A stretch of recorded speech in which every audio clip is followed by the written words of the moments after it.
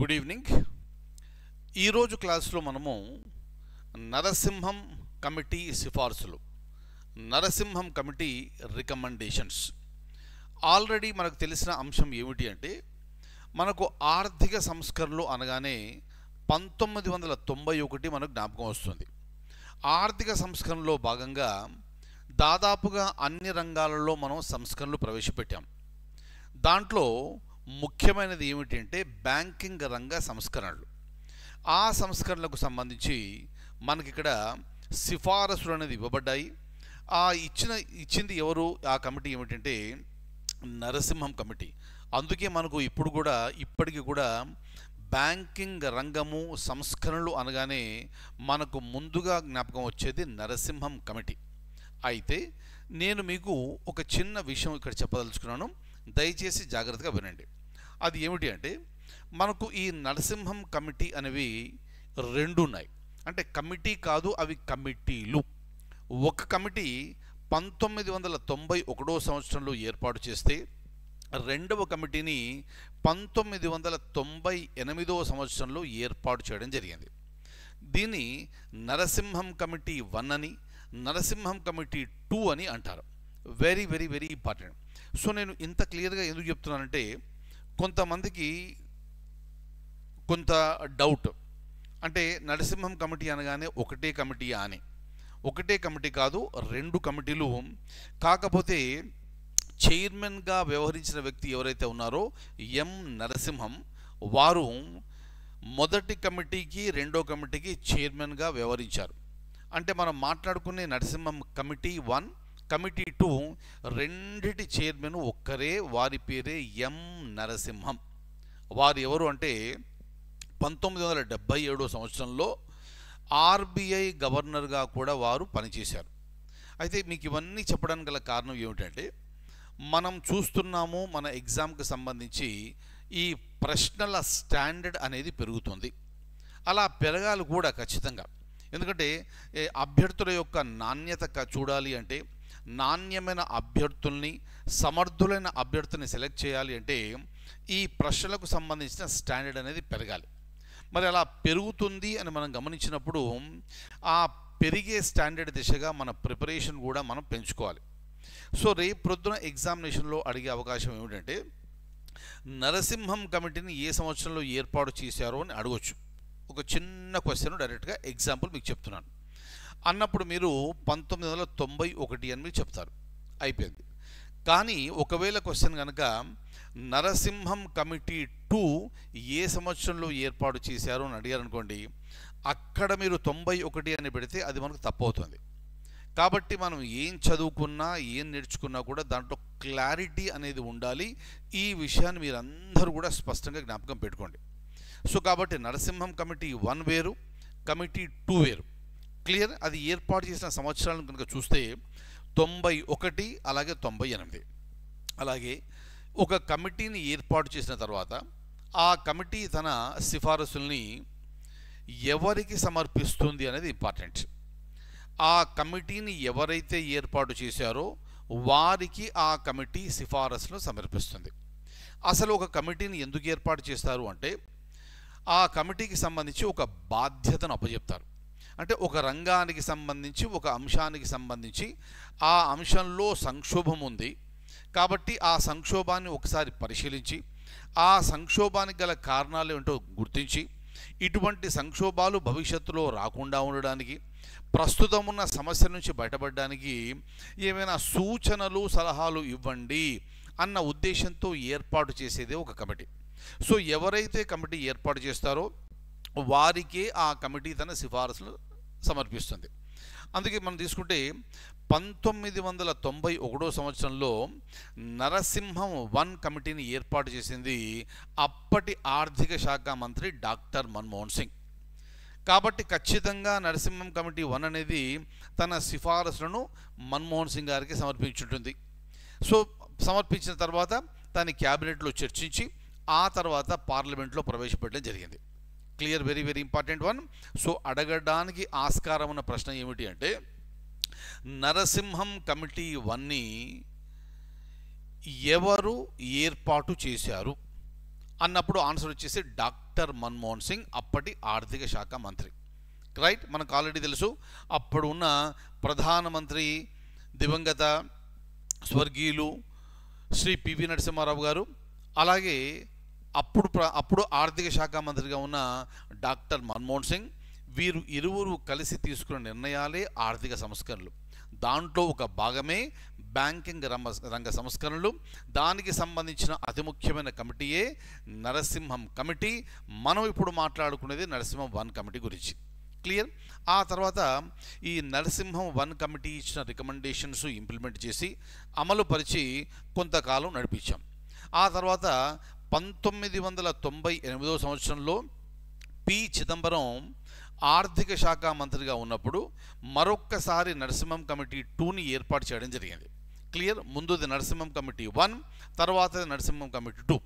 అయితే మిమ్మల్ని అడగడానికి ఆస్కారం ఉన్న ప్రశ్న ఏమిటంటే 1998లో ఏర్పాటు చేసిన ఈ నరసింహం కమిటీ 2కు ఎవరు ఏర్పాటు చేశారు అనొచ్చు, లేదా అప్పటి ఆర్థిక శాఖ మంత్రి ఎవరు అని, లేదా డైరెక్ట్గా నరసింహం 2 కమిటీని ఎవరు ఏర్పాటు చేశారు, నరసింహం 2 కమిటీని ఏ సంవత్సరంలో ఏర్పాటు చేశారు, అప్పటి ఆర్థిక శాఖ మంత్రి ఎవరు. సో ఈ విధంగా ఏదైనా మిమ్మల్ని అడగడానికి ఆస్కారం ఉంది. Clear? Very very important one. So ఈ విషయాలన్నీ దృష్టిలో పెట్టుకొని మనం ముందుకు వెళ్దాం. అలాగే మనం కాసేపు అయ్యాక నరసింహం కమిటీ 1 సిఫారసులు ఏంటి, నరసింహం కమిటీ 2 సిఫారసులు ఏమిటి అనేది మనం స్పష్టంగా తెలుసుకోబోతున్నాం. నేను ఇంత క్లియర్గా మీకు చెప్పడానికి గల కారణం ఏమిటంటే రేపు మనకు పరీక్షలో ఈ క్రింది వానిలో నరసింహం కమిటీ 1 ఇచ్చిన సిఫారసులు ఏవి, ఈ క్రింది వానిలో నరసింహం 2 కమిటీ ఇచ్చిన సిఫారసులు ఏవి అని అడిగినప్పుడు మనం జాగ్రత్తగా గుర్తించవలసిన అవసరం ఉంది. రెండూ కనుక కలిపి చదివేస్తే, ఇది ఒకటే కమిటీ అన్న ఉద్దేశంలో కనుక మనం చదివేస్తే ఎగ్జామినేషన్లో కన్ఫ్యూజ్ అయ్యే అవకాశం ఉంది, తద్వారా మార్కులు పోగొట్టుకునే అవకాశం ఉంటుంది. కాబట్టి ఈ ఒక్క మార్కు కూడా మనకు పోకూడదన్న ఉద్దేశంతో జాగ్రత్తగా మనం ప్రిపేర్ అవుతున్నాం. కాబట్టి కమిటీ 1 రికమెండేషన్స్, కమిటీ 2 రికమెండేషన్స్, దాని యొక్క మీనింగు అన్నీ స్పష్టంగా మనం ఈ క్లాస్లో నేర్చుకోబోతున్నాము. ఇక చూడండి. రైట్?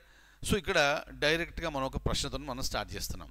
మనకు ప్రశ్నలు అంటే బాగా ఇష్టం కదా, కాబట్టి మనం ప్రశ్నతో మనం స్టార్ట్ చేస్తున్నాము. ఎందుకంటే సబ్జెక్టు నేర్చుకుంటూ ఇలా ప్రశ్నలను కూడా మనం సాల్వ్ చేస్తూ ఉంటే సబ్జెక్టు మీద కమాండ్ అనేది వస్తుంది. అదే మనం చేసేది. అలా కమాండ్ వస్తేనే మనకు స్కోర్ వస్తుంది, స్కోర్ బాగా వస్తేనే కోరుకున్న సర్వీస్ వస్తుంది. కరెక్ట్? ఇక కన్సిడర్ ద ఫాలోయింగ్ స్టేట్మెంట్స్. ఇక్కడ మనకు 3 స్టేట్మెంట్లు ఉన్నాయి. దాన్ని ఎలా చదవాలి, ఎలా గుర్తించాలో మీకు తెలుసు ఆల్రెడీ. ఇక మొదటి ఈ స్టేట్మెంట్ కనుక చూస్తే ఆర్థిక వ్యవస్థల నిర్మాణము, సంస్థ, విధులు మరియు విధానాలకు సంబంధించిన అన్ని అంశాలను అధ్యయనం చేయడానికి మరియు వాటి సామర్థ్యము మరియు ఉత్పాదకతలో మెరుగుదలను సిఫారసు చేయడానికి నరసింహం 1 కమిటీని నియమించారు. Very very very very important one. Narasimham కమిటీని ఏర్పాటు చేయడం గల కారణం ఏమిటంటే బ్యాంకింగ్ రంగం మొత్తం చూసి వ్యవస్థను పూర్తిగా పరిశీలించి వ్యవస్థలో ఉన్న సమస్యలను గుర్తించి వ్యవస్థను మొత్తం ప్రక్షాళన చేయడానికి, తద్వారా ఈ ఎఫిషియన్సీ, ఎఫెక్టివిటీ, ప్రొడక్టివిటీ పెరగడానికి ఏం చేస్తే బాగుంటుంది సూచించండి అని ఉద్దేశంతో ఏర్పాటు చేసింది Narasimham committee 1. Very very very important. కాబట్టి స్టేట్మెంట్ ఏ అనేది కరెక్ట్. క్లియర్? కమిటీ ఏర్పాటు చేశారు అనే కాకుండా ఆ కమిటీని ఎందుకు ఏర్పాటు చేశారు అనేది కూడా ఇంపార్టెంటే, ఎవరు ఏర్పాటు చేశారు అనేది కూడా ఇంపార్టెంటే. I'm a clear? రైట్. అందుకని ఇక స్టేట్మెంట్ ఏ కరెక్ట్ కాబట్టి ఆప్షన్ 2 అనేది మనకు అవసరం లేదు. ఎందుకంటే ఏ కరెక్ట్ అని మనకు తెలుసు, ఏ ఎక్కడైతే లేదో అది మన ఆన్సర్ కాదు. కాబట్టి ఈ ఆప్షన్ 2ని మనం తొలగించేసాము. ఇక ఆప్షన్ 2 జోలికి మనం వెళ్ళొద్దు ఈ ప్రశ్నకు సంబంధించి. రెండవది స్టేట్మెంట్ బి. నరసింహం 1 కమిటీ తన నివేదికను నవంబర్ 1991 సంవత్సరంలో ఆర్థిక మంత్రికి సమర్పించింది. దానిని ఎవరు డాక్టర్ మన్మోహన్ సింగ్ దానిని డిసెంబర్ 1991న పార్లమెంటులో ప్రవేశపెట్టడం జరిగింది. అది కూడా కరెక్టే. మీకు ఆల్రెడీ ఈ పాయింట్స్ మీకు తెలుసుంటే ఓకే, తెలియని వారు దయచేసి రాసుకోండి. క్లియర్, రివిజన్లో మీకు బాగా ఉపయోగపడతాయి. కాబట్టి ప్రతి స్టేట్మెంట్ ఇంపార్టెంట్. అది కరెక్టా కాదా అనేది మనం స్పష్టంగా గుర్తించవలసిన అవసరం ఉంది. సో స్టేట్మెంట్ ఏ, స్టేట్మెంట్ బి రెండు కరెక్టే. కాబట్టి ఈ ఆప్షన్ 3 అనేది మన ఆన్సర్ కాదు, అంతే కదా. ఎందుకంటే బి లేదు, అక్కడ ఏ ఉన్నా బి లేదు, ఆప్షన్ 2లో బి ఉన్నా ఏ లేదు. కాబట్టి ఆ రెండింటిని మనం ఎలిమినేట్ చేసేసాం. ఇక అయితే ఆన్సర్ 1 అవుతుంది లేదా 4 అవుతుంది. అది తెలియాలి అంటే మూడవ స్టేట్మెంట్ మనం చదవాలి. రైట్, ఈ మూడవ స్టేట్మెంట్లో ఏమిచ్చారంటే నరసింహం 2 కమిటీ భారతదేశ ఆర్థిక సంస్థలను మరింత బలోపేతం చేసే లక్ష్యంతో 1992 నుండి బ్యాంకింగ్ సంస్కరణల అమలు పురోగతి సమీక్షకు బాధ్యత వహించింది. అంటే దీని అర్థం ఏమిటి? నరసింహం 2 కమిటీని ఏర్పాటు చేయడానికి గల కారణం ఏమిటి అంటే కమిటీ 1 ఇచ్చిన సిఫారసును అమలు చేసిన తర్వాత సాధించిన పురోగతిని చూస్తూ దాన్ని సమీక్షిస్తూ ఈ ఉన్న బ్యాంకింగ్ వ్యవస్థను మరింత పటిష్టంగా తయారు చేయాలంటే ఏం చెయ్యాలి అన్న ఉద్దేశంతో ఏర్పాటు చేసిన కమిటీయే నరసింహం కమిటీ 2. స్టేట్మెంట్ సి కూడా కరెక్టే. కాబట్టి మన ఆన్సర్ వచ్చేసి ఆప్షన్ 4. That's it. క్లియర్. అందుకని ఇటువంటి ప్రశ్నలు ఆన్సర్ చెయ్యాలి అంటే నరసింహం కమిటీ 2ని ఎందుకు ఏర్పాటు చేశారు, దానికంటే ముందు నరసింహ 1 కమిటీని ఎందుకు ఏర్పాటు చేశారు అనేది మనకు స్పష్టంగా తెలిస్తేనే ఇటువంటి సమాధానాలని మనం చక్కగా గుర్తించగలము. ఎవరైతే ఇటువంటి ప్రశ్నలకు సమాధానాన్ని కరెక్ట్గా గుర్తిస్తారో వారికి ఎక్కువ మార్కులు వస్తాయి, మంచి సర్వీసు వస్తుంది. ఆమె క్లియర్. నెక్స్ట్ ఇక్కడ నుంచి మనం ఇంకాస్త ముందుకెళ్తూ చూడండి. ఆన్సర్ వచ్చేసి ఏబిసి కదా.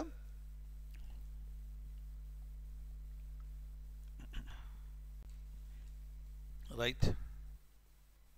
సో సేమ్ క్వశ్చన్ ఇంగ్లీష్లో కావాలంటే ఒకసారి చూసుకోండి ఫాస్ట్గా. రైట్, ఇక్కడ నుంచి మనం ముందుకెళ్తూ recommendations of Narasimham committee. Clear. ఏమిటిది నరసింహం కమిటీ అంటే? నరసింహం కమిటీ 1 1991. రైట్. సో ఇక్కడ పాయింట్స్ మనం చూస్తే ఏ ఆర్థిక వ్యవస్థకైనా బ్యాంకులను వెన్నుముకగా పరిగణిస్తారు. Banks are considered to be the backbone of the economy. ఎక్కడ చూసుకోండి, ఏ ప్రపంచంలో ఏ దేశాన్ని చూసినా కూడా ఇది కరెక్ట్. క్లియర్. అయితే 1980లో చివరిలో భారతదేశం అనేది సంక్షోభాన్ని ఎదుర్కొంది. ఆల్రెడీ మనం చెప్పుకున్న పాయింట్స్ ఇవి. సంక్షోభాన్ని ఎదుర్కోవడం అంటే అతి దారుణమైన సంక్షోభాన్ని మనం ఎదుర్కొన్నాం. మన దగ్గర ఉన్న విదేశీ మారక నిల్వలు ఏవైతే ఉన్నాయో, విదేశీ మారక ద్రవ్య నిల్వలు ఏవైతే ఉన్నాయో అది కేవలము 2 వారాలకు సరిపడా దిగుమతి బిల్లులు చెల్లించడానికి మాత్రమే సరిపోతాయి. 2 వారాలు దాటితే విదేశీ నిల్వలు అనేవి పూర్తిగా కరిగిపోయి దిగుమతి చేసుకున్నప్పటికీ వాటికి చెల్లించలేని పరిస్థితి వస్తుంది. అప్పుడు దాని ప్రభావం పూర్తి ఆర్థిక వ్యవస్థ పైన భయంకరంగా పడుతుంది. అంటే భారతదేశం ఎప్పుడైతే చెల్లింపులు చేయటం లేదు అని తెలుస్తుందో దిగుమతులు ఆగిపోతాయి. దిగుమతులు ఆగిపోయాయి అంటే మనకు కావలసిన వస్తువుల్ని కానీ సేవల్ని కానీ మనం పొందలేము. ఆర్థిక వ్యవస్థ అతలాకుతలం అయిపోతుంది, చిన్నాభిన్నం అయిపోతుంది. కోలుకోవడానికి బోలెడన్ని సంవత్సరాలు పడతాయి. అంటే ఇక్కడ ప్రపంచంలో మిగతా దేశాలతో ఉన్న వాణిజ్యం అనేది కట్ అయిపోతుంది అక్కడ పూర్తిగా. క్లియర్. సో అటువంటి పరిస్థితుల్లో మరి కేవలం 2 వారాలకు సరిపడా విదేశీ నిల్వలు ఉన్నాయి కాబట్టి మరి విదేశీ నిల్వలు మనకి ఇంకా కావాలి. కాబట్టి ఆ సంక్షోభం నుంచి తప్పించుకోవడానికి మన దగ్గర ఉన్న టన్నుల కొద్ది బంగారాన్ని IMFకు తాకట్టు పెడితే, రైట్, ఇంటర్నేషనల్ మానిటరీ ఫండ్కు మనం తాకట్టు పెడితే అప్పుడు మనకు డబ్బులు వచ్చాయి. ఇక ఆ పరిస్థితి నుంచి మనం బయటపడాలి అంటే ఆర్థిక సంస్కరణలు అనేది ప్రవేశపెట్టాలి. లిబరలైజేషన్, ప్రైవేటైజేషన్, గ్లోబలైజేషన్ మాత్రమే మార్గం అని అప్పటి ప్రధానమంత్రి, అప్పటి ఆర్థిక మంత్రి సాహసోపేతమైన నిర్ణయం తీసుకొని ఇక్కడ మనకు సంస్కరణలు ప్రవేశపెట్టడం వలన 1991 సంవత్సరంలో విదేశీ నిల్వలు క్షీణించడం స్థాయి నుంచి 2011 సంవత్సరం వచ్చినప్పటికీ ప్రపంచంలో ఉన్న ఆర్థిక వ్యవస్థల్లో ఒక ముఖ్యమైన ఆర్థిక వ్యవస్థగా మనం అవతరించాం. అలా అవతరించడానికి గల కారణం ఏమిటంటే ఆర్థిక సంస్కరణలు, ముఖ్యంగా దాంట్లో చేపట్టిన బ్యాంకింగ్ సంస్కరణలు. ఆ సంస్కరణలకు మూలధారి ఎవరంటే డాక్టర్ ఎం నరసింహం గారు.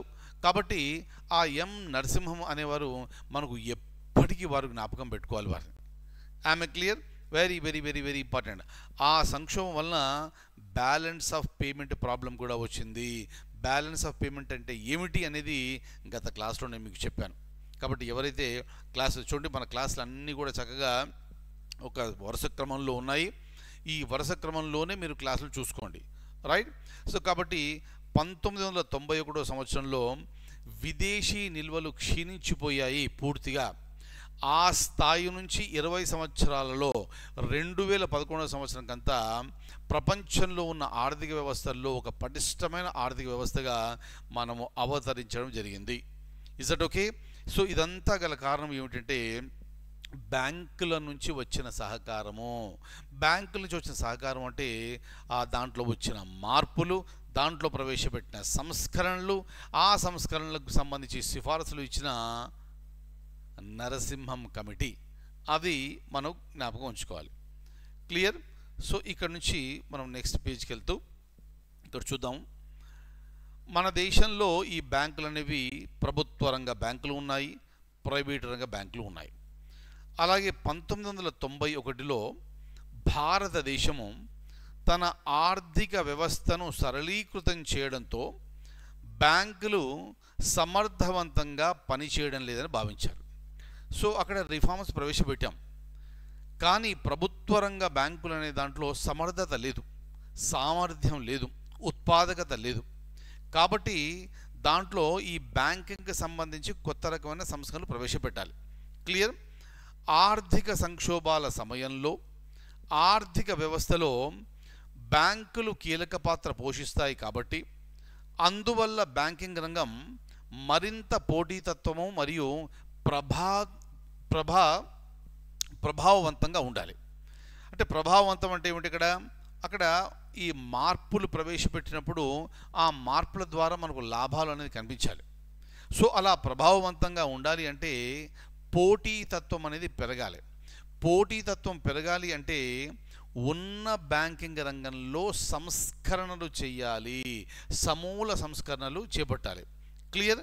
అందుకోసం భారతదేశ బ్యాంకింగ్ రంగాన్ని విశ్లేషించడానికి మరియు సంస్కరణలను సిఫారసు చేయడానికి అప్పటి ఆర్థిక శాఖ మంత్రి డాక్టర్ మన్మోహన్ సింగ్ గారు తన ఆధ్వర్యంలో నరసింహం కమిటీని ఏర్పాటు చేయడం జరిగింది. Very very very very important. అంటే నరసింహం కమిటీని ఏర్పాటు చేయడానికి ఇన్ని కారణాలు మనకున్నాయి. ఆమె క్లియర్? ఈ బ్యాక్గ్రౌండ్ అనేది మీరు ఎగ్జామినేషన్ పరంగా ఖచ్చితంగా తెలుసుకొని తీరవలేను. Very very very very important. Clear? Next, right.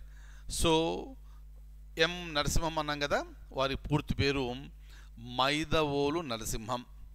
వారి అధ్యక్షతన ఏర్పాటు చేసిన కమిటీయే నరసింహం కమిటీ 1. అంటే కమిటీ 1 అని ఎప్పుడు అన్నామంటే కమిటీ 2 ఏర్పాటు చేసిన తర్వాత మరి రెండింటి మధ్యలో డిఫరెన్స్ ఉండాలి కదా. ఆ డిఫరెన్షియేట్ చేయడానికి దాన్ని నరసింహం కమిటీ 1 అని, తర్వాత దాన్ని నరసింహం కమిటీ 2 అని అన్నాం. అయితే వీరు రిజర్వ్ బ్యాంక్ ఆఫ్ ఇండియా గవర్నర్గా వారు పనిచేయడం జరిగింది. అలాగే 1998 సంవత్సరంలో పి చిదంబరం ఆర్థిక శాఖ మంత్రిగా ఉన్నప్పుడు ఆ నరసింహం గారి ఆధ్వర్యంలోనే మరొక్క కమిటీని ఏర్పాటు చేయడం జరిగింది. కాబట్టి 91లో ఏర్పాటు చేసిన కమిటీని నరసింహం కమిటీ 1 గాను, 98లో ఏర్పాటు చేసిన కమిటీని నరసింహం కమిటీ 2 గాను పిలవడం జరుగుతోంది. I'm clear? నెక్స్ట్,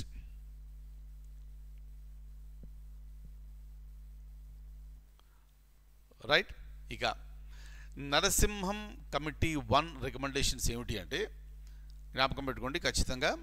నెంబర్ 1 వచ్చేసి మన బ్యాంకింగ్ సిస్టమ్ ఏదైతే ఉందో ఈ బ్యాంకింగ్ సిస్టంలో ఒక హైరార్కీ అనేది క్రియేట్ చేయాలి. హైరార్కీ అంటే సోపాన క్రమం, అంటే 4 లెవెల్స్ ఉండే విధంగా.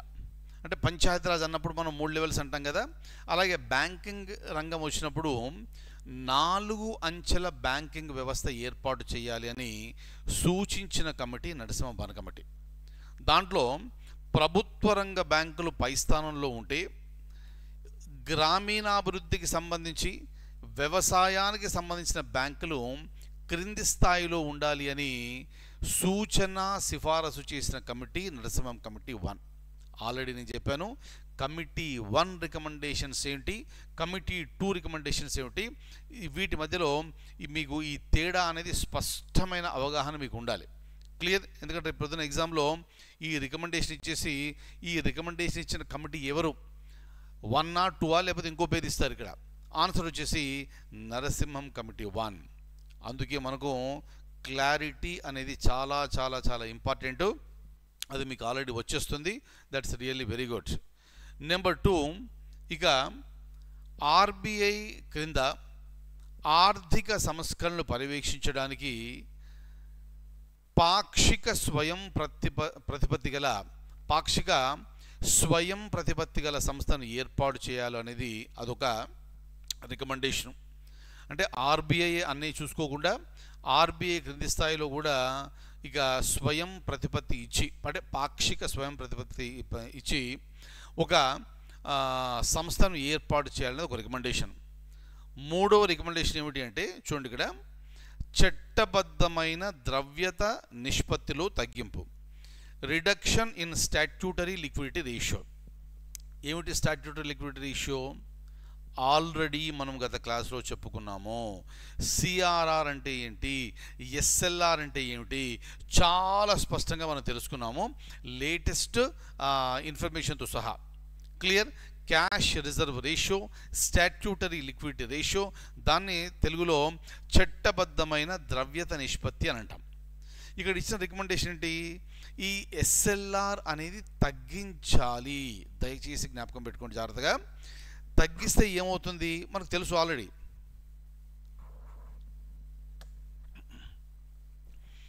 ఎస్ఎల్ఆర్ని తగ్గించడం వలన బ్యాంకుల దగ్గర ఉండే డబ్బు పెరుగుతుంది. అంతే కదా? ఎస్ఎల్ఆర్ అంటే ఏమిటి, ఎంత శాతము మీరు ఆర్బీఐ దగ్గర మీరు అక్కడ డిపాజిట్ చేయాలి. మరి ఆ డిపాజిట్ చేసే అమౌంట్ని తగ్గించినప్పుడు బ్యాంకులకు లభ్యమయ్యే ఈ ద్రవ్యం అనేది పెరుగుతుంది. బ్యాంకుల దగ్గర ద్రవ్యం ఎక్కువ ఉంది అంటే ఆ ద్రవ్యాన్ని మార్కెట్లోకి పంపడం వలన వ్యాపార సంస్థలు, వ్యక్తులు రుణాలు తీసుకొని ఆ రుణాలని వారు పెట్టుబడిగా పెట్టి తద్వారా లాభాలు ఆర్జించి బ్యాంకులకు వడ్డీలు చెల్లిస్తూ ఉంటే బ్యాంకులకు వడ్డీలు వస్తుంది, బ్యాంకులకు అసలు వస్తుంది, అలాగే ఆర్థిక పురోభివృద్ధి జరుగుతుంది, ఆర్థిక పురోగతి ఉంటుంది అన్న విషయం మనం స్పష్టంగా తెలుసుకున్నాం. కాబట్టి ఈ ఎస్ఎల్ఆర్ తగ్గించడానికి సూచన చేయడానికి గల కారణం ఏమిటంటే ఆర్థిక వృద్ధిని దృష్టిలో పెట్టుకుని చేసిందే ఈ సూచన. I'm clear? నెక్స్ట్, అలాగే reaching 8% of the capital adequacy ratio, 8% మూలధన సమృద్ధి నిష్పత్తిని చేరుకోవడము మరొక రికమెండేషన్. ఏమిటిది క్యాపిటల్ ఎడిక్వసీ రేషియో? చూడండి, మనం గత క్లాస్లో ఒక మాట చెప్పుకున్నాము. మనం ఏం చేస్తామంటే మన దగ్గర ఉన్న డబ్బుని బ్యాంకుకి తీసుకెళ్ళి ఒక అకౌంట్ ఓపెన్ చేసి దాంట్లో మనం పెడతాం. దాన్ని మనం నెట్ డిమాండ్ లయబిలిటీ అన్నాం. అంటే మన డబ్బు మనం ఎప్పుడు అడిగితే అప్పుడు బ్యాంకు ఇచ్చేయాలి, అది ఒప్పందం. రైట్? అలాగే టైం లయబిలిటీ అనే ప్రకారం కూడా మనం చెప్పుకున్నాం. దాని ప్రకారం ఏంటంటే ఒకవేళ మనం కనుక మన డబ్బు తీసుకెళ్ళి ఫిక్స్డ్ డిపాజిట్ చేస్తే అది 6 నెలలు, సంవత్సరము, 5 సంవత్సరాల తర్వాత మనకు ఇంట్రెస్ట్తో సహా వెనక్కు ఇచ్చేటట్టుగా అక్కడ ఒక అగ్రిమెంట్, ఒప్పందం, అదే బ్యాంక్ ఇవ్వాలి. బ్యాంకు ఆ డబ్బులు మనకి ఎప్పుడు ఇస్తుంది అని అంటే మనము ఉదాహరణకు మీరు ఒక ₹1,00,000 బ్యాంకులో డిపాజిట్ చేశారు. మీలాగా కొంతమంది 50,000, ₹1,00,000, 10 లక్షలు బ్యాంకులో డిపాజిట్ చేసిన తర్వాత మీకు తిరిగి వడ్డీతో సహా చెల్లించాలి అంటే బ్యాంకు మీరిచ్చిన డబ్బుని మార్కెట్లోకి పంపాలి, అంటే లోన్ రూపంలో ఇవ్వాలి. సో ఆ లోను తర్వాత వడ్డీ రూపంలో వచ్చిన తర్వాత బ్యాంకు కొంత మిగుల్చుకొని మిగతాది ఇక్కడ వినియోగదారులకు ఇవ్వడం జరుగుతుంది. క్లియర్? అంతవరకు మనకు బాగానే ఉంది. కానీ మనము బ్యాంక్ మీద నమ్మకంతో బ్యాంకులో మనం డబ్బులు డిపాజిట్ చేస్తే బ్యాంకు వేరొక వారిని నమ్మి ఆ డబ్బులు వారికి ఇస్తే వారు తిరిగి సక్రమంగా చెల్లిస్తే మన డబ్బులు మనకు వస్తాయి. ఒకవేళ చెల్లించకపోతే మన పరిస్థితి ఏమిటి? బ్యాంకే గ్యారంటీ. కాబట్టి సో ఒకవేళ బ్యాంకు నుంచి కనుక డబ్బులు బయటికి వెళ్ళి ఆ డబ్బులు వెనక్కి రాకపోతే దాన్ని నాన్ పర్ఫార్మింగ్ ఎసెట్స్ అన్నాం. క్లియర్? సో నిరర్ధక ఆస్తులు. సో దానివల్ల ఏమవుతుంది? ఈ డిపాజిట్లు బయటికి వెళ్ళిపోయాయి, బ్యాంకుకు రాకపోతే బ్యాంకు తన వినియోగదారులకు ఏం చెల్లిస్తుంది? సో ఇటువంటి కష్టాల నుంచి గట్టెక్కించడానికి ఈ క్యాపిటల్ ఎడిక్వసీ రేషియోని, మూలధన సమృద్ధి నిష్పత్తి అనేది పెంచాలి అని చెప్పారు. తద్వారా ఏమవుతుంది? అనుకోని సంఘటనలు జరిగినప్పుడు, ఈ నిరర్ధక ఆస్తులు పెరిగినప్పుడు వినియోగదారుల నమ్మకం సడలకుండా ఉండాలి అంటే, వినియోగదారులకు ఇచ్చిన మాట నిలబెట్టుకోవాలి అంటే వారికి సంబంధించిన డబ్బు వెనక్కి ఇచ్చాలి. ఇలా ఇవ్వాలి అంటే అక్కడ వారికి మూలధనం అనేది ఉండాలి. సో ఆ మూలధనాన్ని పెంచుకుంటూ పోతే ఇటువంటి సంక్షోభాలు వచ్చినప్పుడు తట్టుకొని నిలబడగల శక్తి బ్యాంకులకు ఉంటుంది అని సూచించిన committee Narasimham committee. Very very very very important. Clear? So అర్థమైపోయింది కదా ఇక్కడ మీకు. నెక్స్ట్ ఇక్కడ నుంచి మనం ముందుకెళ్తే వడ్డీ రేట్ల నియంత్రణ సడలింపు. సో వడ్డీ రేట్లు కనుక ఎక్కువగా పెట్టి ఉంచితే ఎక్కువ వడ్డీ ఉంది కాబట్టి ప్రభుత్వం అది ప్రజలు తీసుకోరు, వ్యాపార సంస్థలు తీసుకోరు. అలాగే ప్రజల దగ్గర నుంచి తీసుకున్న డబ్బుకేమో వడ్డీ ఎక్కువ చెల్లించాలి. ప్రజలకు ఇచ్చే దాంట్లో తక్కువ వడ్డీ వసూలు చేస్తే కనుక అప్పుడు ఆ మూమెంట్ అనేది బాగా ఉంటుంది. ఈ విషయం మనం జ్ఞాపకం పెట్టుకోవాలి. క్లియర్? అలాగే ఏ బ్యాంకు ఎప్పుడు కూడా పూర్తి విషయాల్ని బహిర్గతపరచదు. కానీ నరసింహం కమిటీ ఇచ్చిన రికమెండేషన్ ప్రకారంగా బ్యాంకులు విషయాలన్నిటి కూడా బహిర్గతపరచాలి తన ఆస్తులతో సహా.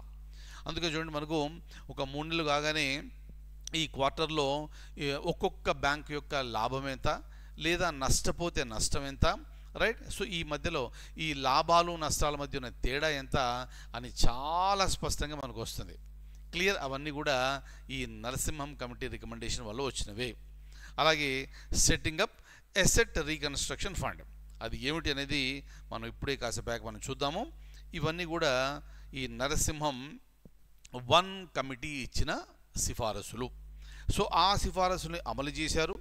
ఆ సిఫారసులు అమలు చేసి ముందుకు వెళ్తున్నప్పుడు 1998 సంవత్సరంలో అమలు చేయబడ్డ సిఫారసుల వలన బ్యాంకింగ్ పనితీరు ఏ విధంగా మెరుగుపడింది, అక్కడి నుంచి మరింత ముందుకు తీసుకువెళ్ళాలంటే ఏం చేయాలి సూచించండి అని ఏర్పాటు చేసిన కమిటీయే నరసింహం 2 కమిటీ. ఏర్పాటు చేసింది అప్పటి ఆర్థిక శాఖ మంత్రి పి చిదంబరం గారు. క్లియర్? అయితే ఈ కమిటీని ఏమంటారు అంటే, ఈ కమిటీని బ్యాంకింగ్ సెక్టర్ కమిటీగా కూడా పిలుస్తారు. దయచేసి రాసుకోండి, రైట్? నరసింహం 2 కమిటీని బ్యాంకింగ్ సెక్టర్ 2 కమిటీగా పిలవడం జరుగుతుంది. క్లియర్?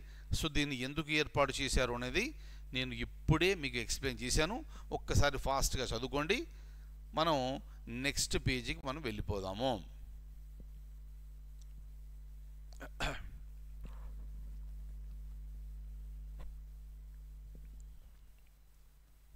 రైట్. సో ఇక్కడ నరసింహం కమిటీ ఇచ్చిన ముఖ్యమైన సిఫారసులు ఏమిటి అంటే, stronger banking system. Stronger banking system అంటే ఏమిటంటే, మన దగ్గర ఈ బ్యాంకులు ఏవైతే ఉన్నాయో అంతర్జాతీయ బ్యాంకుల ప్రమాణ స్థాయికి తీసుకెళ్ళాలి. అలా తీసుకెళ్ళాలంటే ఏం చేయాలి? ఉదాహరణకు మనకు బోలెడన్ని ప్రభుత్వ రంగ బ్యాంకులు ఉన్నాయనుకుందాం. ఒక్కొక్క బ్యాంకు దాని టార్గెట్ ఉంటుంది, దాని లక్ష్యం ఉంటుంది, దాని విధంగా వాళ్ళు పనిచేస్తారు. కానీ ప్రపంచ స్థాయి ఈ స్టాండర్డ్ సంపాదించాలి అంటే ఇన్ని బ్యాంకులు ఉండడం కన్నా ఈ బ్యాంకుల్ని విలీనం చేస్తే బాగుంటుంది అని సూచించిన కమిటీ నరసింహం 2 కమిటీ. ఆల్రెడీ మనం గత క్లాస్లో చెప్పుకున్నాం, స్టేట్ బ్యాంక్ ఆఫ్ ఇండియా అనేది భారతదేశానికి సంబంధించిన అతిపెద్ద ప్రభుత్వ రంగ బ్యాంకు అని, రైట్. సో దీనికి అనుబంధ బ్యాంకులని బోల్డన్ ఉన్నాయి. స్టేట్ బ్యాంక్ ఆఫ్ మైసూర్ అని, స్టేట్ బ్యాంక్ ఆఫ్ ట్రావెంకూర్ అని, స్టేట్ బ్యాంక్ ఆఫ్ హైదరాబాద్ అని ఉన్నాయని చెప్పుకున్నాం. సో వీటన్నిటిని కూడా తీసుకొచ్చి ఎస్బీఐలో విలీనం చేశారు. అలాగే భారతీయ మహిళా బ్యాంకును కూడా ఎస్బీఐలో విలీనం చేశారు. ఇవన్నీ కూడా మనకు ఏప్రిల్ 1, 2017 నుంచి అమల్లోకి వచ్చింది. అప్పటి నుంచి ఇక్కడ భారతదేశానికి సంబంధించి అతిపెద్ద ప్రభుత్వ రంగ సంస్థ బ్యాంక్ ఏది అంటే ఎస్బీఐ. ఎస్బీఐ ఇప్పుడు ప్రపంచంలో ఉన్న మిగతా బ్యాంకులతో పోటీ పడుతూ విపరీతంగా బ్రాంచ్లు ఏర్పాటు చేస్తూ అక్కడ ప్రపంచంలో ఉన్న ఈ మేటి దీటైన బ్యాంకులకు ధీటుగా పోటీనిస్తుంది స్టేట్ బ్యాంక్ ఆఫ్ ఇండియా. అలా చేస్తే బాగుంటుందని రికమెండేషన్ ఇచ్చిన కమిటీ నరసింహం 2 కమిటీ. అంటే మీ బ్యాంకింగ్ వ్యవస్థను పటిష్టపరచుకోవాలి. పటిష్టపరచాలి అంటే బ్యాంకుల విలీనం చేయాలి. కాకపోతే ఈ నరసింహం కమిటీ ఇచ్చిన ఒక రికమెండేషన్ ఏమిటి అంటే, కొన్ని అక్కడ బలమైన బ్యాంకులు ఉంటాయి, కొన్ని బలహీనమైన బ్యాంకులు ఉంటాయి. సో బలహీనమైన బ్యాంక్ అంటే క్యాపిటల్ తక్కువ ఉంటుంది, అక్కడ నిరర్ధక ఆస్తులు ఎక్కువ ఉంటాయి, బయటకు పోయాయి డబ్బులు రావటం లేదు, అది బలహీనమైన బ్యాంక్, వీక్ బ్యాంక్.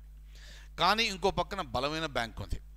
మరి ఈ బలమైన బ్యాంక్ని బలహీనమైన బ్యాంక్ని విలీనం చేస్తే బలమైన బ్యాంకు ఇబ్బందులు ఎదుర్కోవాల్సి ఉంటుంది.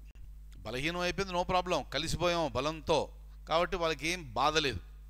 కానీ బలంగా ఉన్న బ్యాంకు బలహీనమైన బ్యాంకును విలీనం కనుక చేస్తే అక్కడ ఇబ్బంది పడే అవకాశాలు ఉన్నాయి. కాబట్టి అటువంటి విషయంలో ప్రభుత్వం చాలా జాగ్రత్తగా ఉండాలి అని హెచ్చరించింది Narasimham 2 committee. Very very very important. Clear?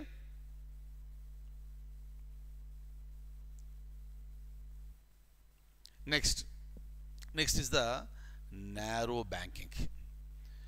So ఈ నారో బ్యాంకింగ్ అంటే ఏంటో మనం చూద్దాం ఇక్కడ, రైట్.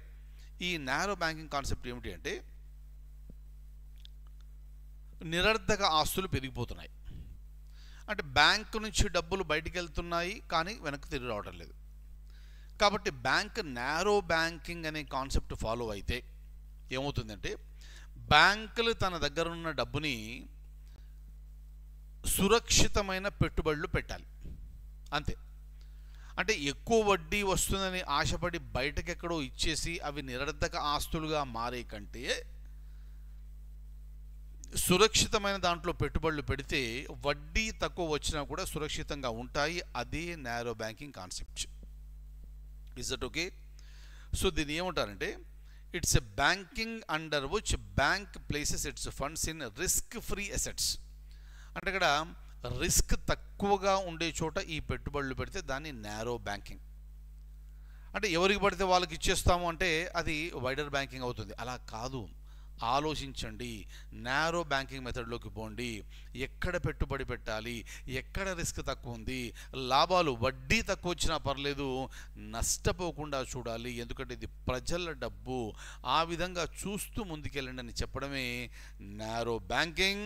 నారో బ్యాంకింగ్ గురించి చెప్పిన వ్యక్తి ఎవరంటే, చెప్పిన కమిటీ ఎవరంటే నరసింహం 2 కమిటీ.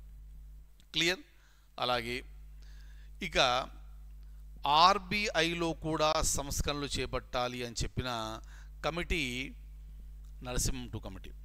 ఎందుకంటే ఆర్బీఐ ఒక పక్క యజమానిగా వ్యవహరిస్తూ బ్యాంకులకు, మరో పక్క అవే బ్యాంకులను నియంత్రించాలి అని అనుకోకూడదు. కాబట్టి నియంత్రణ వేరు, ఈ ఆధిపత్యం ఇక్కడ ఈ యాజమాన్యం అనేది వేరు.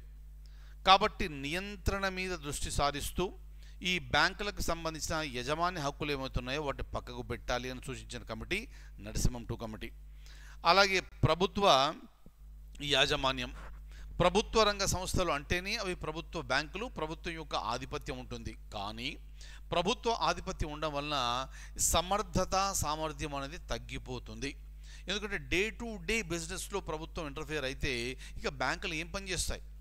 కాబట్టి బ్యాంకు స్వతంత్రంగా కొన్ని నిర్ణయాలు తీసుకుని అక్కడ వెసులుబాటు కల్పించాలి. అలా కాకుండా ప్రభుత్వం జోక్యం కనుక మితిమీరి ఉంటే బ్యాంకుల సమర్థత దెబ్బతింటుంది. కాబట్టి నరసింహం 2 కమిటీ ఇచ్చిన రికమెండేషన్ ఏమిటంటే ప్రభుత్వము ఈ బ్యాంకులకు స్వయం ప్రతిపత్తిని ఇచ్చి మీరు దూరంగా ఉండండి అని సూచించింది Narasimham 2 committee. Very very very very important. So ఎగ్జామ్లో మీకు ఏ రికమెండేషన్ ఇస్తారు, ఇచ్చి ఈ విధంగా సూచించిన కమిటీ ఏది అన్నప్పుడు మీరు చాలా జాగ్రత్తగా మీరు గుర్తించవలసిన అవసరం ఉంది. క్లియర్? అలాగే ఈ నాన్ పర్ఫార్మింగ్ అసెట్స్ అనేవి కూడా నిరర్ధక ఆస్తులు, అవి ఖచ్చితంగా ఉంటాయి ఎక్కడైనా కూడా. అంటే బయటకు వెళ్ళిన ప్రతి డబ్బు క్షేమంగా వడ్డీతో సహా వస్తుందా అంటే రాకపోవచ్చు. కానీ ఈ పర్సంటేజ్ ఎప్పుడైతే పెరుగుతుందో బ్యాంకులు దివాలా తీస్తాయి. కాబట్టి నరసింహం కమిటీ రికమెండేషన్ ఏమిటి అంటే ఇక్కడ అసెట్ రీకన్స్ట్రక్షన్ ఫండ్ అని ఒకటి పెట్టేసి ఈ నిరర్ధక ఆస్తులు ఏవైతే ఉన్నాయో వాటన్నిటినీ 3% 2002 సంవత్సరంకంతా తగ్గించాలి అని చెప్పిన committee Narasimham 2 committee. Clear? Very very very very important one. Next అలాగే క్యాపిటల్ అడిక్వసీ రేషియో ఆల్రెడీ మనం చెప్పుకున్నాం ఈ పాయింట్ ఇది. అలాగే విదేశీ బ్యాంకులు ఏర్పాటు చేసినప్పుడు ఈ కనీస పెట్టుబడి అనేది అంతకుముందు $10 మిలియన్ ఉంటే అక్కడి నుంచి దాన్ని $25 మిలియన్ల పెంచాలి అని సూచించిన కమిటీ నరసింహం 2 కమిటీ అన్న విషయం మనం ఈ సందర్భంగా గుర్తుపెట్టుకోవలసిన అవసరం ఉంది. క్లియర్? నెక్స్ట్ ఒక క్వశ్చన్ ఇచ్చాం, మళ్ళీ మనకు ప్రశ్నలు బాగా ఇష్టం కాబట్టి మరి ఒకటి ఇచ్చాము. ఈ ప్రశ్న భారతీయ మహిళా బ్యాంకుకి సంబంధించింది. ఏది భారతీయ మహిళా బ్యాంక్ ఎక్కడుంది? ఇప్పుడు ఎక్కడా లేదు. దాన్ని తీసుకెళ్ళిపోయి ఎస్బీఐలో విలీనం చేయడం జరిగింది. క్లియర్? కానీ దానికి సంబంధించి ప్రశ్నలు అడిగే అవకాశం ఉంది, అందుకని నేను ఒక ప్రశ్న రూపొందించాను. ఈ భారతీయ మహిళా బ్యాంక్ అనేది 3 స్టేట్మెంట్లు. ఇది ప్రత్యేకంగా మహిళలచే మాత్రమే నిర్వహించబడుతుంది. అంటే దాంట్లో పనిచేసే సిబ్బంది అంతా కూడా మహిళలే, మరియు మహిళలకు ప్రత్యేకంగా రుణాలు ఇస్తుంది. ప్రత్యేకంగా రుణాలంటే రుణాలు భారతీయ మహిళా బ్యాంక్ అనేది కేవలం మహిళలకు మాత్రమే ఇస్తుంది. పురుషులు రుణాలు స్వీకరించలేరు ఈ బ్యాంకు నుంచి. కరెక్ట్? క్లియర్? ఎందుకంటే ఇక్కడ ఈ మహిళల ఆర్థిక శక్తికి సంబంధించి ఎంపవర్మెంట్ దానికోసం ఏర్పాటు చేశారు. కాబట్టి ఇది మహిళలచే నడపబడ్డ బ్యాంకు. అలాగే రుణాలు తీసుకునే హక్కు కేవలం మహిళలకే ఉంటుంది. స్టేట్మెంట్ ఏ కరెక్ట్. స్టేట్మెంట్ ఏ కరెక్ట్ కాబట్టి ఆప్షన్ 2 మన ఆన్సర్ కాదు. ఇక స్టేట్మెంట్ బి ఏంటంటే డిపాజిట్లు అందరి నుండి వచ్చేలా బ్యాంకుకు అనుమతి ఉంది. అంటే ఏమిటి? ఇక్కడ ఈ బ్యాంకు రుణాలు ఇచ్చేది కేవలం మహిళలకే అయినప్పటికీ డిపాజిట్లు మహిళల నుంచి స్వీకరించవచ్చును, పురుషుల నుంచి కూడా స్వీకరించవచ్చును. అది ఎలా సాధ్యమవుతుంది? ప్రభుత్వం అనుకుంటే సాధ్యమవుతుంది. కాబట్టి ఈ స్టేట్మెంట్ బి అనేది కరెక్ట్. క్లియర్?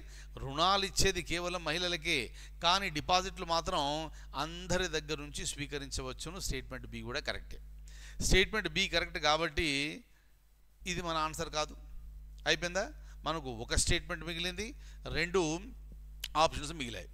రైట్? చూడండి, ఇక్కడ పాకిస్తాన్, ఆ తర్వాత టాంజానియా, ఆ తర్వాత మహిళలకు ప్రయోజనం చేకూర్చడానికి ప్రత్యేకంగా మహిళా బ్యాంక్ కలిగి ఉన్న 3వ దేశం భారతదేశం.